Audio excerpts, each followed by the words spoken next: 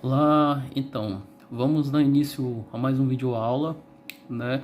Meu nome é Alex e eu sou professor de artes e a gente vai tentar entender um pouco sobre as vanguardas europeias, né?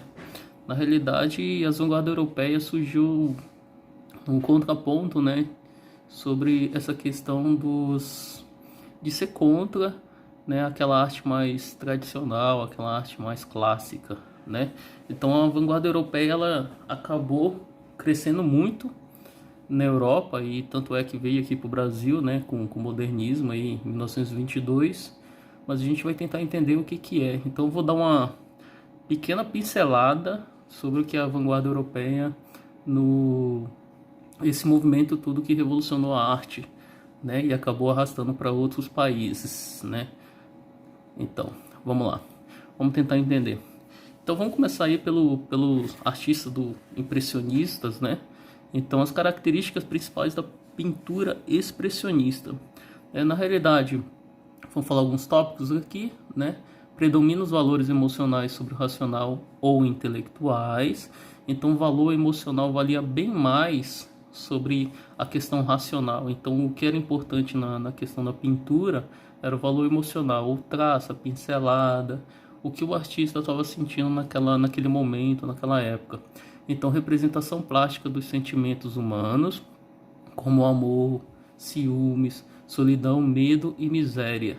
Então, tudo aquilo que o artista estava sentindo era muito mais importante, até mesmo do que a técnica, do que a luz, a sombra, a perspectiva. Ele ia lá, ele jogava as pinceladas, aquela questão dos sentimentos. A gente vai tentar entender isso bastante quando nos próximos vídeos que eu falar um pouco do Jackson Pollock, de artistas que eles trabalhavam até mesmo com expressionismo abstrato, né? Então a deformação das figuras para obter o efeito dramático desejado, deformação a favor da emoção e a utilização das cores em reais, tudo bem? Então vibrantes, resplandecentes e puras ou misturadas. Então os artistas eles não ligavam muito para essa questão, né, de técnica.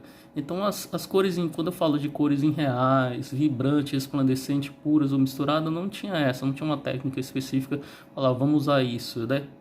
Assim como os artistas impressionistas, diferente dos expressionistas, eles usavam cores puras, né? E eles misturavam na própria paleta de cores. Eles usavam, por exemplo, o vermelho, o azul e o amarelo na tela e jogavam na tela e eles iam misturando. Então eles iam fazendo exatamente essa mistura na própria tela.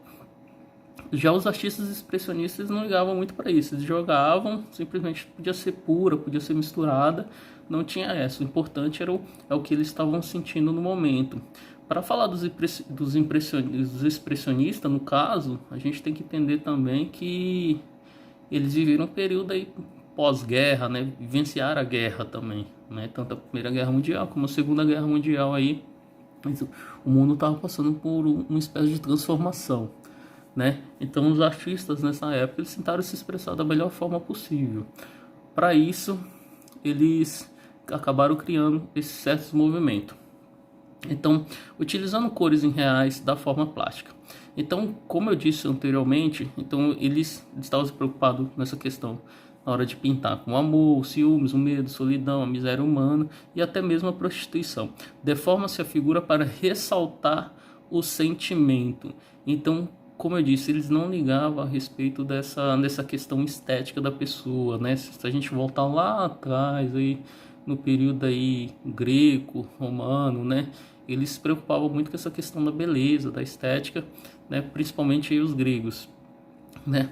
Então, com o tempo foi mudando isso daí. Aí no Renascimento também o homem era retratado de uma forma mais bonita, né? Mais forte e toda essa questão. Já no expressionismo eles não ligavam muito para isso, tá bom? A ideia mesmo era deformar a figura para ressaltar o sentimento. As pessoas, quando vissem um quadro, elas tinham que identificar o que o artista estava sentindo na época, o período, né? Pensar como a cabeça da época, né?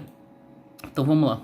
O expressionismo ele foi um movimento artístico, cultural que surgiu na Alemanha no século XIX, né? Então o expressionismo também manifestou também na área de literatura, dança, teatro, cinema, entre outros. Na realidade, na história da arte, todos esses movimentos artísticos, eles não ficam só na pintura, né? Eles vão para a literatura, para a dança, para o teatro, enfim, todos os outros meios de obras de arte manifestando, né, o que o artista estava sentindo naquela época, né? Então, totalmente, eles buscam demonstrar o sentimento através não só da pintura, mas também como através da poesia, do próprio corpo, usando o corpo como obra de arte, através da dança e as manifestações do teatro, por exemplo, na crítica mesmo, né, aquela coisa mais de dramaticidade, né, e no cinema, no próprio cinema mesmo, que eles tentam se impor nessa questão aí dos grandes da época e lutar a favor do povo, né. Então foi um movimento em oposição ao impressionismo, que se destaca pela não objetividade.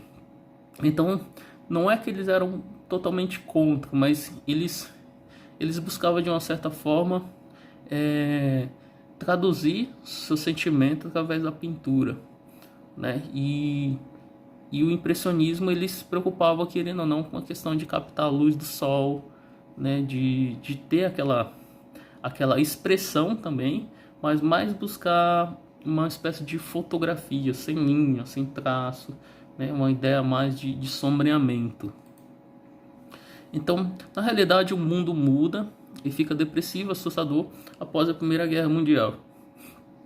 Então, aí, quando teve a Primeira Guerra Mundial, os artistas já estavam se manifestando através da pintura, né? E o expressionismo ficou muito forte isso daí, porque os artistas, eles começaram a ter um certo medo, receio, e eles precisavam se expressar através disso. Então, subjetividade, né, retrata o mundo como o artista imagina, e não somente como ele aparenta, e retrata os problemas sociais do mundo.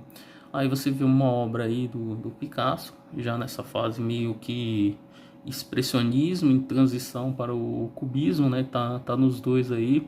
A gente vai entender um pouco mais sobre o Picasso um pouco mais para frente, né? Mostrando o traço, a linha, e principalmente que usava bastante forma geométrica. Mas o Picasso, ele tem muito do expressionismo nas obras dele, né? Se você olhar a partir do momento que você observar todas as obras do Picasso, você vai ver que ele tenta de alguma forma jogar o sentimento dele através da obra. Então vamos continuando aqui. Essa obra aqui é do Van Gogh, é Os Comedores de Batata, mas para você ver que tem já essa questão, né, do expressionismo. Van Gogh também participou desses movimentos, principalmente pós-impressionismo, né, no caso, né, ele acabou criando um traço bem dele mesmo, né? Se você observar as pinturas do Van Gogh, é totalmente diferente disso daqui que você está vendo, dessa obra. Essa obra, ela é escura, né? Uma obra mais tenebrosa, uma obra com foco de luz, né? No ponto da mesa, em cima da mesa, e retratando as pessoas aí meio que o jantar, eles comendo batata, tal. Mas mostra também que o Van Gogh, ele tentou chegar na figura humana, mas um traço mais realista, né? Se você observar hoje em dia, o Van Gogh, ele não é conhecido pelos comedores de batata, assim. Lógico que isso faz parte do repertório pessoal dele, mas ele é conhecido simplesmente pelo fato da história de vida dele, porque isso é uma história bem que chama bastante atenção, né? E mais por essa questão do traço dele pós-impressionista, dele criar um movimento na pintura, né? Com as cores mais vivas, enfim, até mesmo cores frias e cores quentes aí que ele usava, né? Como eu estava falando agora há pouco do Picasso, eu vou dar uma voltada aqui para a gente entender um pouco mais sobre o Picasso, né? Então, Picasso, na realidade, ele nasceu na Espanha em 1881. O seu trabalho é dividido na fase azul e a fase rosa. Por exemplo, eu vou só para deixar mais claro aí o que é a fase azul. A fase azul foi um momento que o Picasso, quando ele viajou para a França, né, especificamente para Paris, ele, inclusive lá era o momento de todos os artistas, tal, crescer, né? Todo mundo queria morar em Paris, porque estavam os grandes exemplos de artistas naquela época. Então Picasso, ele foi com um amigo dele chamado Casa Gemas, e o Casa Gemas, no caso, ele acabou se apaixonando por uma francesa, e não deu certo esse relacionamento, né? Ela não queria e o Casagêmeos acabou se suicidando, né? Formando aí uma coisa muito triste para o Picasso. E o Picasso ele começou a pintar tudo de azul, ou seja, ele começou a pintar as pessoas de azul, tudo que ele desenhava e ele ia usar, ele colocava azul. Então aquela ideia, né, que as cores trazem sentimento, eu acredito que sim, pelo menos nessa fase do Picasso. É uma fase onde o Picasso ele pintou todo mundo de azul, então ele estava triste. O azul é uma cor melancólica, pelo menos na vida do Picasso aí. Tem muita gente que gosta do azul. Já no caso, o Picasso ele gostava do azul, mas simplesmente para retratar esse período ruim da vida dele. E a fase rosa foi um período feliz aí da vida dele, onde ele produziu diversas obras. O seu quadro mais famoso é Guernica, que ele pinta durante uma guerra civil espanhola. Na realidade, essa guerra civil espanhola aí foi por causa do general Franco, né, que queria meio que dominar a parte de Guernica ali. E o que acontece? O Picasso ele tentou retratar Guernica. Na realidade, ele pegou fragmentos dos jornais, né, e ele pegou esses fragmentos dos jornais e recortes dos jornais, ele acabou criando uma espécie de tela, só que enorme, né, mostrando toda a parte de destruição aí que o General Franco acabou fazendo por ter chamado a Alemanha nazista e a Itália fascista, que não aceitou destruir Guernica, mas a Alemanha nazista sim, que estava testando as bombas e acabou jogando aí em Guernica. Isso machucou bastante o Picasso, pelo fato de ele ser um pintor espanhol e uma cidade de Guernica ter sido atacada aí pelos alemães, né? As características do cubismo. Vamos tentar entender as características do cubismo. Então, primeiro, a decomposição da obra em partes em que todos os seus elementos são representados. Decomposição, o que é decompor? É você fragmentar a obra. É como se eu fosse desenhar, eu, você, enfim, várias pessoas. Aí, conforme a gente for desenhar, a gente vai fragmentando ela. Eu pego uma parte do olho e coloco mais para cima, uma parte da boca eu ponho mais para o lado, e assim sucessivamente eu vou fragmentando a obra. Então a decomposição da obra em partes em que todos os seus elementos são representados, certo? Não precisa ser totalmente figurativo. Apesar de eu entender que ali tem um rosto, eu consigo identificar também uma forma mais abstrata. Então está na transição do abstrato ou do figurativo para o abstrato, né? Ou até mesmo nessa questão muito forte do artista, do sentimento, dele jogar o sentimento ali. Dizem que o Picasso ele ia desenhar uma pessoa, ele desenhava a pessoa enxergando dois ângulos, tanto de frente como de perfil. Isso é uma questão muito pessoal dele, né? Então vamos lá. O registro dos elementos em planos sucessivos de superposto, a representação do mundo se dissocia de real aparência das coisas. Os personagens e as formas da natureza são representados por meio de algumas geométricas, né? No caso de formas geométricas. Renúncia à perspectiva, nossa, isso quando ele fala de renúncia à perspectiva era o que realmente rolava, né? Apesar de o Picasso usar muita forma geométrica no desenho dele, né? Tanto círculo, quadrado, retângulo, triângulo, ele e digamos assim o Cézanne também, eles não usavam uma perspectiva muito forte, né? Na realidade se recusavam a usar perspectiva, então não tinha um ponto de fuga ali, né? As figuras estavam mais ou menos no mesmo plano, né? Então estava tudo em primeiro plano ou no segundo plano, então não tinha aquela questão de ter uma figura na frente ou outra atrás. Talvez rolava até uma sobreposição, mas não rolava essa questão de estar lá atrás e dar aquela sensação, aquela falsa sensação de profundidade. Então, o cubismo ele renunciava à perspectiva, né? Quando a gente fala do cubismo, a gente não pode falar tão só do Picasso, a gente tem que falar do Georges Braque também. Georges Braque, que foi um outro artista cubista, né? E a utilização de colagem, também era muito forte nessa questão do cubismo. Eu vou dar um exemplo agora sobre as senhoritas de Avignon, né? La Demoiselle de Avignon.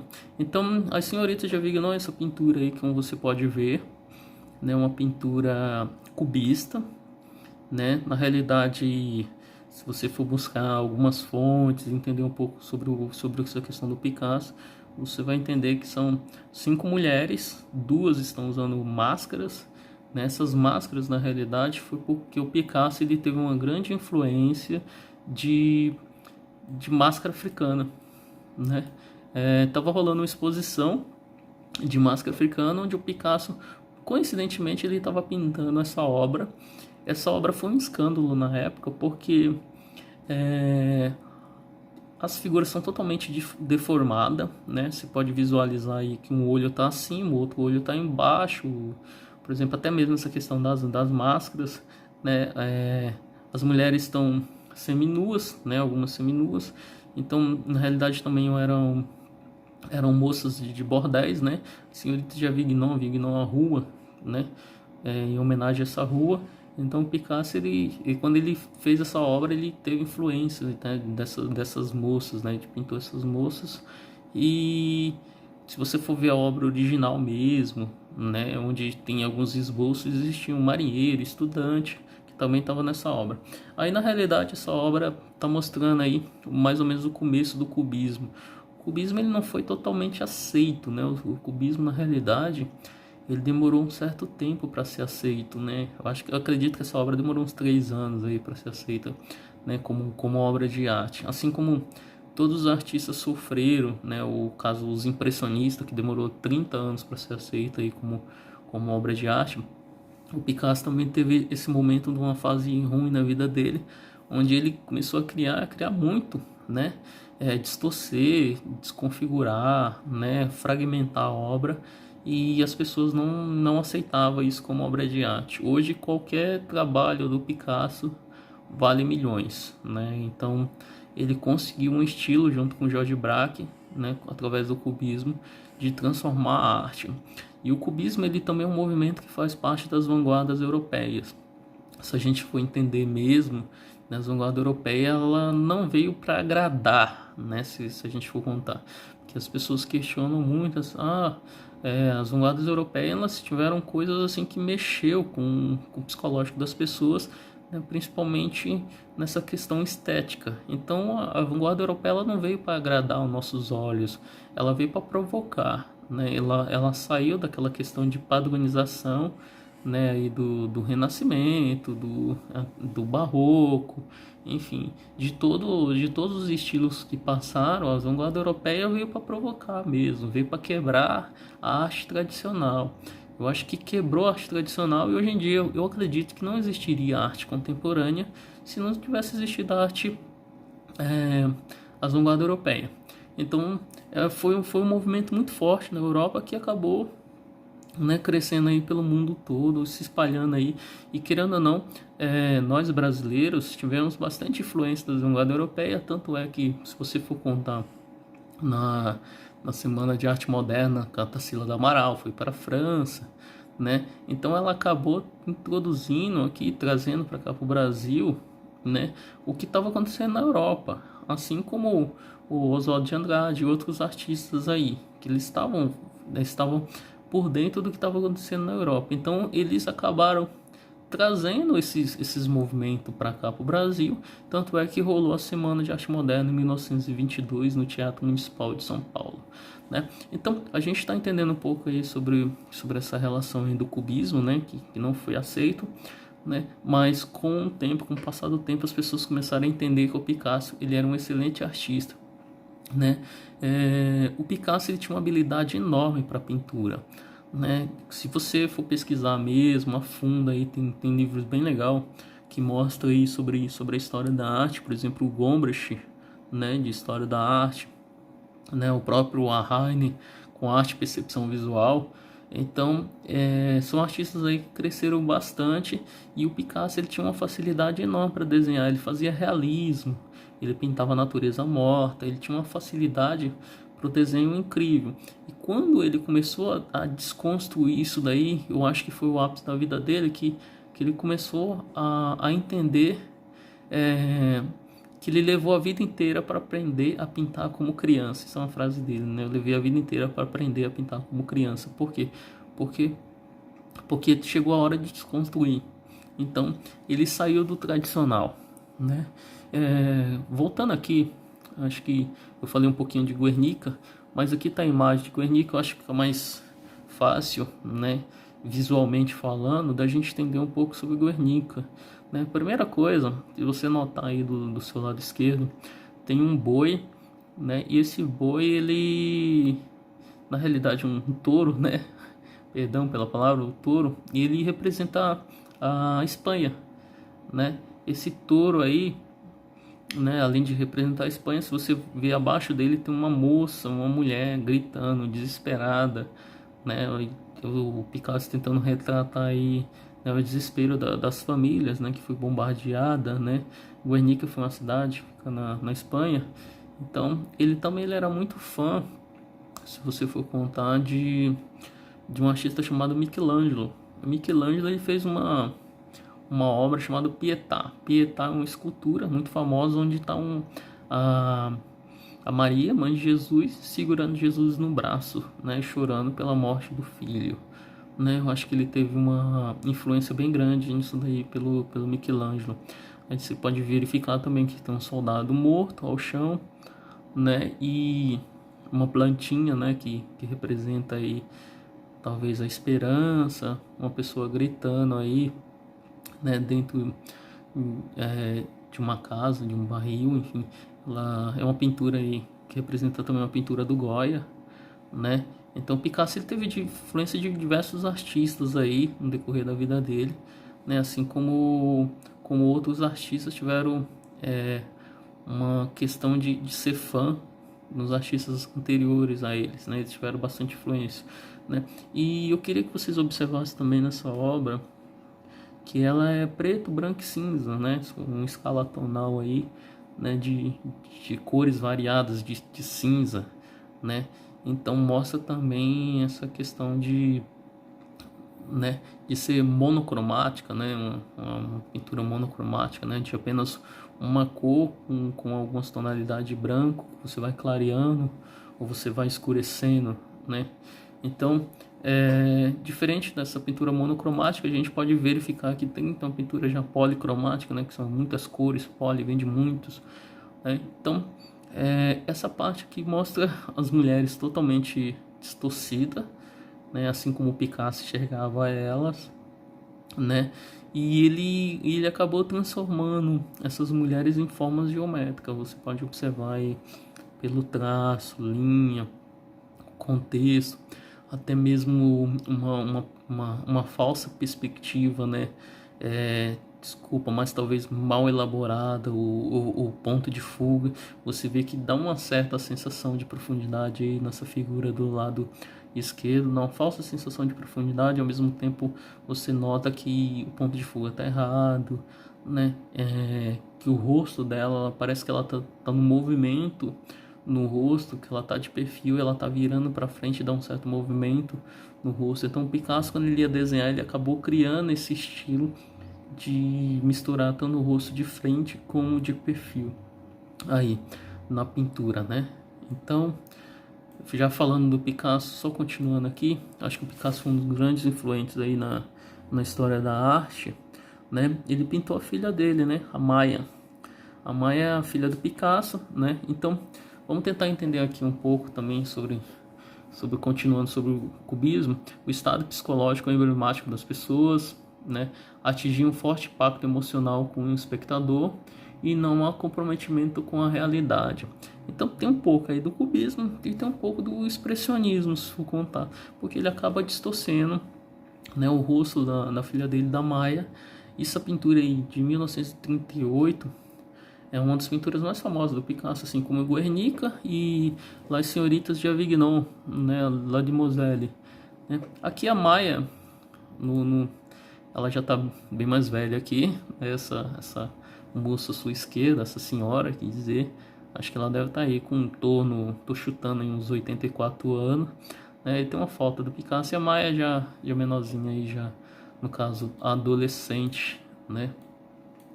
Então, continuando, né, a gente entender um pouquinho sobre o Picasso, uma pequena pincelada sobre ele, vamos tentar entender aqui continuando essa questão do expressionismo aí. Então, os sentimentos são de extrema importância para os pintores expressionistas, foi o que eu falei anteriormente, né? As cores fortes e agressivas e a deformação da realidade. Então, quando eu falo nessa questão dos sentimentos, os expressionistas, eles tentavam captar uma espécie da alma da pessoa, deles mesmos, aquilo que eles estavam sentindo no momento. E as cores fortes e agressivas, talvez essa tonalidade mais de vermelho, essa tonalidade mais de amarelo, cores fortes, né? Dependendo, até mesmo preto, né? Então, que é um contorno mais forte, né? Se você pode observar, tanto os expressionistas quanto os cubistas, eles usavam contorno, né? Eles fugiam dessa questão aí dos impressionistas, os impressionistas eles já misturavam a cores e acabavam sumindo o contorno, né? Não tinha um contorno. Já os expressionistas, eles faziam questão mesmo de mostrar a linha, né? E a deformação da realidade. Se vocês observar aí, a Nina tocando seu peito, no caso, ela tá totalmente deformada, né? Então a deformação da realidade é um pouco irreal, é um pouco surreal também, né? Se você for contar a questão do surrealismo, não existe uma pessoa assim, né? E o surrealismo lá na frente aí, quando a gente for estudar aí essa questão do surrealismo, aí posso citar aí Frida Kahlo, alguns artistas aí, Salvador Dalí, que trabalhavam com surrealismo, que é totalmente irreal. Mas para ficar mais claro, então na realidade dos pintores expressionistas eram captar o sentimento, era mostrar o sentimento, o que eles estavam vivendo naquele momento. E como não falar de captar o sentimento, de pôr o sentimento, como não falar dele? Vamos falar do Van Gogh então, porque o Van Gogh, aí como você pode ver, aí o Van Gogh ele pintou o seu doutor, né? O rapaz que cuidou dele durante algum tempo aí, que o Van Gogh, para quem não conhece, ele tinha uma esquizofrenia, né? Diz alguns estudiosos aí que ele tinha problemas psicológicos bem forte mesmo, bem avançado. Então Van Gogh ele nasceu na Holanda, né? E ele foi, né, no caso, foi comerciante de arte em Paris, estudou teologia, né? Ele morou com seu irmão e sua cunhada. O Van Gogh ele tinha um irmão chamado Theo que está enterrado junto com ele, né? Os dois. Quando o Van Gogh chegou a falecer, o Theo chegou a falecer, se eu não me engano, pouco tempo depois. Né? Os dois estão enterrados juntos. Então retratava inicialmente a vida dos camponeses, né? O Van Gogh, quando ele pintava a vida dos camponeses. E na realidade o Van Gogh começou a pintar bem mais tarde, né? Não foi desde pequenininho. Ele começou a pintar aí, né? Quando ele já estava numa fase mais adulta, ele resolveu virar pintor. Então, os seus quadros iniciais têm influência do impressionismo. Por que impressionismo? Porque ele dava pinceladas curtas, né, e puras, que as pinturas, na realidade, as pinturas deles iam se misturando na tela, as próprias pinceladas. Então, ele era depressivo, né, violento e chegou até a cortar sua própria orelha. Quando a gente fala de depressivo, realmente o Van Gogh ele passou por um período aí da vida dele onde ele sofreu de uma forte depressão, né? E eu acredito que violento talvez seja uma palavra muito forte, mas a partir do momento que ele perdia o controle das coisas, ele se tornava violento. Então ele chegou a cortar sua própria orelha. Eu acredito que você já conhece essa historinha, que ele cortou a orelha em um surto psicótico que ele teve e colocou dentro do envelope e entregou para uma moça. No outro dia ele foi encontrado com sangrando no seu quarto, né, mas vivo, né, enfim. E tanto é que alguns especialistas falam que o Van Gogh não cortou a orelha inteira, ele cortou apenas uma parte dela, né? Mas existe fotos não, existe pinturas que mostram a orelha dele cortada, mas não totalmente, mas enfim, não vamos falar sobre a orelha do Van Gogh, né? Vamos focar aqui no traço dele também. Mas só para complementar aqui, ele foi internado em uma clínica pouco tempo após receber alta e ele acabou se suicidando e morreu 2 dias depois, 2 dias depois, né? Ele morreu agonizando. Na realidade, se tirasse a bala dele, ele ia morrer infelizmente do mesmo jeito. Então, o Van Gogh, pessoal, ele é um cara aí que ele... É triste falar isso, mas não só ele, como alguns outros artistas que conseguiu a fama, né, o dinheiro, toda essa glória que o artista busca aí no no decorrer da vida dele, ele conseguiu pós-morte. Então, ele, na realidade, ele não vivenciou, ele não viveu essa parte que o Picasso viveu. Eu estava falando do Picasso anteriormente. O Picasso, ele usufruiu bastante de muito dinheiro porque ele ficou muito famoso. O Van Gogh, infelizmente, foi pós-morte dele. Então, é um artista aí que ele é lembrado pelo traço dele, como vocês podem ver aí nessa imagem, né? Essa imagem aí, na legenda eu não pus, exatamente para a gente tentar sentir a imagem primeiro. Depois que você sentir a imagem, a gente fala o nome da obra, né? Então, o nome dessa obra, como você pode ver, né, A Noite Estrelada. Mas eu queria que você sentisse também pelo fato de ter um certo movimento, né? O Van Gogh, ele brincava com isso, ele dava um movimento no céu. Então as pinceladas dele eram curtas. Você pode ver que tanto ele brincava com cores quentes, né, e cores frias, né? Tudo ao mesmo tempo. Aí ele misturava, querendo ou não, dar uma sensação de tonalidade de verde, né? Ele misturava isso. Eu acho que o Van Gogh é um ícone na história da arte. Acho que todo mundo admira ele. Acho que se você ficar bem curioso sobre o Van Gogh, acho que tem um filme bem bacana, vale a pena vocês assistirem, que se chama Com Amor Van Gogh, onde foi feito aí com vários artistas, né, pintando a tinta a óleo e criou vários movimentos, vários traços, várias linhas e tudo lembrando ele, né, as pinceladas dele. Teve algumas exposições aqui no Brasil, né, lógico, aqui em São Paulo, especificamente aqui em São Paulo, né, sobre essa questão de projeção, né, de projeção sobre ele. E a gente está esperando uma próxima exposição aí, onde tem obras dele, mas você encontra a obra dele ali no próprio MASP, tem obras do Van Gogh. Só para a gente entender mais aí, o Van Gogh pintou seu carteiro, e foi um cara aí que eu acho que merece todo o empenho na história da arte. Falar um pouquinho dele, pelo menos uma pequena pincelada aí sobre esse artista aí que revolucionou a arte, pelo menos pelo seu traço, né? Então, vamos falar do Munch também. O Munch, pessoal, ele nasceu na Noruega, né, em 1863. Eduardo Munch foi um importante artista plástico norueguês e considerado por muitos estudiosos das artes plásticas como um dos maiores artistas que iniciaram o expressionismo na Alemanha, né? A Alemanha começou o expressionismo lá muito forte, e a vida marcada por doenças mentais, morte, fanatismo religioso. O Munch, para quem acho que você vai lembrar dele, porque quando a gente fala do Munch, não tem como não falar do Grito, né? Acho que o Grito foi uma das obras mais importantes dele, né? O Munch, assim como o Van Gogh, ele tinha alguns problemas cognitivos, assim, realmente de cabeça, né? Então era meio assustador, né? Mas vamos tentar entender um pouco mais sobre ele, tá bom? Então, quando ele pintou o Grito, né? Ele pintou aos 30 anos, pintou seu trabalho mais conhecido como Grito. O Grito, em 1893, uma das obras mais importantes do movimento expressionismo. Munch expressou seu inferno interior em seu cotidiano. O quadro representa uma pessoa num momento de profunda angústia e desespero existencial. Dá uma olhada no quadro, pessoal, que vocês vão entender o desespero e a angústia. Não tem como não olhar para esse quadro e você notar exatamente isso daí. É um quadro que tem bastante cores quentes, que tem o uso da perspectiva. Só para a gente entender um pouco mais aí, também tem as cores primárias, o uso das cores primárias. As cores são intensas, predominantes, né? No caso, são linhas sinuosas, que ele brinca um pouco com isso também. E apesar de ser expressionista, né, ele querendo tipo, uma noção enorme de perspectiva, né? Então, se você olhar na última telinha ali, no seu lado direito, você pode ver que tem um ponto de fuga. E esse ponto de fuga, ele acaba trazendo para frente, para dar uma sensação de profundidade. Lógico que as pessoas brincam com esse quadro, porque virou várias releituras aí de brincadeiras, memes e tudo mais. Mas o Munch é um artista aí que vale a pena você pesquisar ele, né?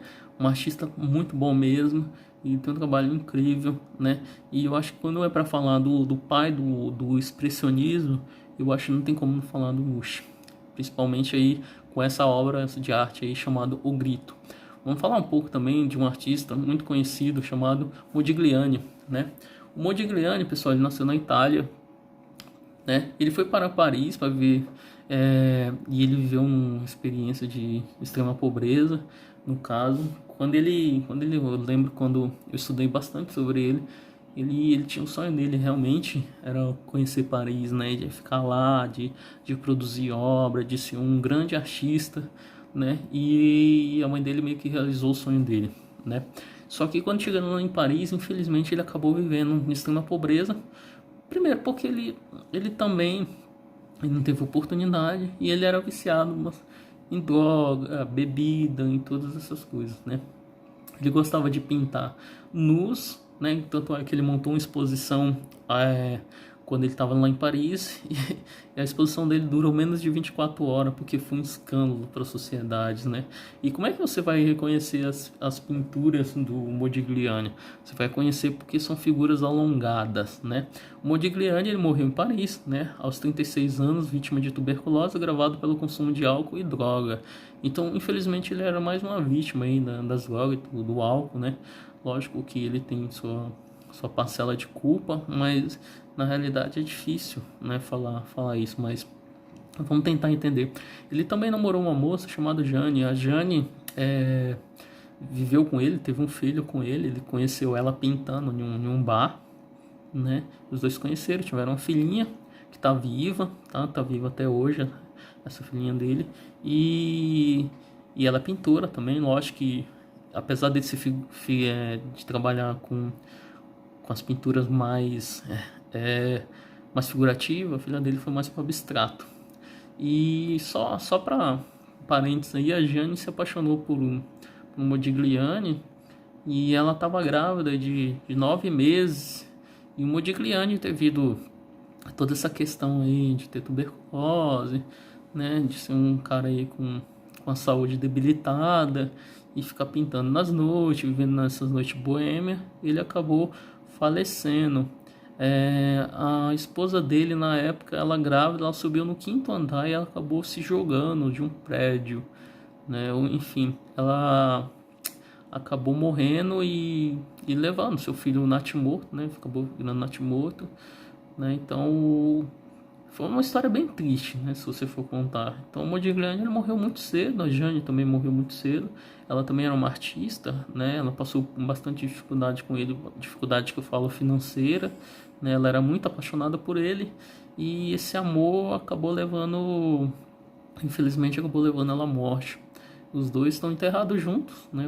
Hoje em dia, né? Na época eles foram enterrados separados e todo mundo queria saber quem era o Modigliani, quem era o cara que morreu e a esposa morreu junto com ele, né?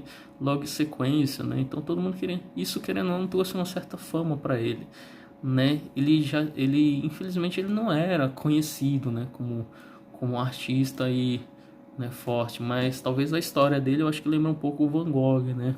Ele ficou famoso depois de morto. Não só o Van Gogh aí, como tem outros artistas. Mas o Modigliani eu acho que vale a pena vocês conferirem um pouco mais sobre a vida pessoal dele e principalmente a obra dele. Eu vou mostrar uma obra dele aqui bem interessante, né? Eu queria que vocês sentissem a obra primeiro, observe a obra, dá uma olhada nos olhos nessas figuras. Essas 3 pinturas do Modigliani, lógico que existem várias pinturas dele, mas eu estou só citando alguns exemplos aqui, né?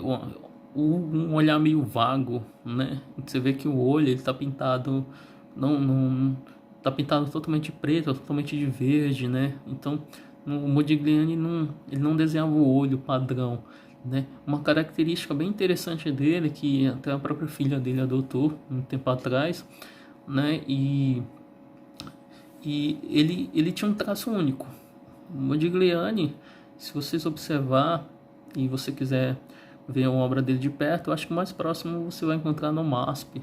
No MASP tem obras dele aí super interessante aí, que você vai bater o olho e você vai reconhecer, porque se você notar todas essas 3 figuras aí que eu estou mostrando para vocês, ela tem um pescoço alongado, né? Isso daí era do estilo do Modigliani.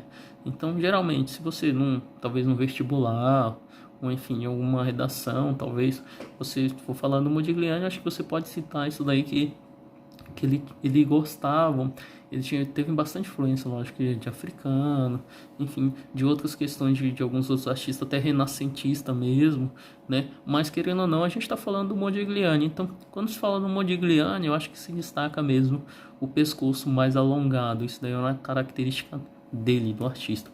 Vocês podem ver nessa próxima imagem aqui, né, que ele fez essa pintura a óleo, que também está com o pescoço mais alongado, né? Então, acho que vale a pena vocês conferirem um pouco aí sobre o Modigliani. Então, vamos agora pro modernismo. Trazer um pouco aqui pro Brasil, né? Vamos tentar entender um pouco aqui no Brasil, o expressionismo no Brasil. O expressionismo no Brasil aí começou com alguns artistas bem bacana, né? Principalmente aí, como não citar ela, né? Anita Malfatti. Anita Malfatti, para quem não conhece, é uma artista brasileira, né? Junto com a Tarsila do Amaral e outros aí, né? Anita Malfatti, ela tem uma personalidade, um traço, um jeito, né, de pintar, que ela busca bastante essa questão do expressionismo e acabou entrando nesse movimento, né? Então a própria Anita Malfatti, ela teve uma atrofia na mão, onde ela teve que aprender a pintar com uma outra mão, né? Ela vem de uma família tem uma vida bastante estável, assim como Tarsila do Amaral, né? Então, ela, em 1917, se não me engano, ela foi criticada aí por um escritor muito famoso chamado Monteiro Lobato, e o Monteiro Lobato criticou tanto ela que acabou ela perdendo a essência, a vontade até mesmo de viver, porque ela não conseguia fazer um certo sucesso. Então, devido a essa forte pressão que ela teve aí do Monteiro Lobato e dos escritores da época, enfim, e ela acabou participando aí, né, na Semana de Arte Moderna, diferente da Tarsila do Amaral, que estava viajando para a França, né? Então, Anita Malfatti, ela é um símbolo aí do expressionismo do Brasil, assim como do Cândido Portinari, também aí mais conhecida aí lá fora, principalmente nos Estados Unidos, né? O Cândido Portinari aí, que há um tempo atrás ele teve uma obra roubada do MASP junto com Picasso. Enfim, um cara que produziu bastante coisa, né? Junto também com Lazar Segal, né? Um cara que nasceu na Lituânia, e o Oswald também, né? Então são alguns artistas que eu tô citando, mas eu acho que vale a pena vocês dar uma pesquisada aí. Ó, o Cândido Portinari aí tem essa obra aí bem bacana dele, que é chamado Os Retirantes, né? Que é mais expressionismo que isso, é impossível, né? Galera, você pode olhar, acho que não precisa nem de legenda, né? Escrever Os Retirantes. Acho que basta você olhar e você sentir, né, a tristeza que está nos olhos, na pose, na gestualidade dessas pessoas que estão aí passando fome, né?